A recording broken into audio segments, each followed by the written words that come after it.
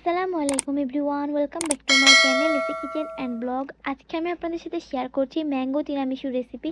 এটা তৈরি করা খুবই সহজ। এটা তৈরি করার জন্য আমি প্রথমে এখানে নিয়ে নিয়েছি কয়েকটা পাকা আমগুলো এভাবে পিস পিস করে কেটে নিব।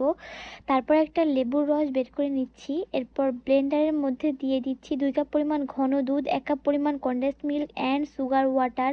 এরপর 3 কাপ পরিমাণ কুচি করা আম দিয়ে খুব ভালোভাবে ব্লেন্ড করে নিব। এরপর একটু একটু করে ব্লেন্ড করতে হবে আর একটু একটু করে লেবুর রস মেশাতে হবে। তারপর একটা বোলের মধ্যে এভাবে বিস্কুট সেট করে নিতে হবে।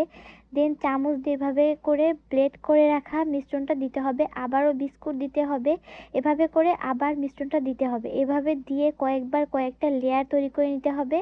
খুব সুন্দরভাবে আমার তিরামিসুর লেয়ারগুলো তৈরি হয়ে গিয়েছে। এবার একটা বাটির মধ্যে পানি নিয়ে আগার আগার পাউডার দিয়ে খুব ভালোভাবে মিশিয়ে নিব। এরপর 2টা আম ভালোভাবে ব্লেন্ড করে জুস বানিয়ে নিয়েছি। এরপর আগার আগার দেওয়া পানিটা আমের জুসের মধ্যে মিশিয়ে দিচ্ছি। তারপর খুব ভালোভাবে মিশিয়ে নিয়ে এটাকে আমি সেট করে রাখা তিরামিসুর ওপর থেকে দিয়ে দিব। তারপর সারা রাত ফ্রিজে রেখে দিব। ফ্রিজ থেকে বের করার পর দেখবেন খুব সুন্দরভাবে সেট হয়ে গিয়েছে। এবার এর ওপর থেকে আপনি আপনার পছন্দ মতন ডেকোরেশন করে নিতে পারবেন। আমি কুচি করা আম ওপর থেকে ছড়িয়ে দিয়ে ডেকোরেশন করে নিয়েছি। পুরোপুরিভাবে এখন কমপ্লিট হয়ে গিয়েছে আমার তিরামিসু রেসিপি। তো আপনাদের কাছে কেমন লাগলো আমার রেসিপিটা কমেন্ট করে জানাতে একদমই ভুলবেন না। আজকের মতো এখানে বিদায় নিচ্ছি। সবাই ভালো থাকবেন। আল্লাহ হাফেজ।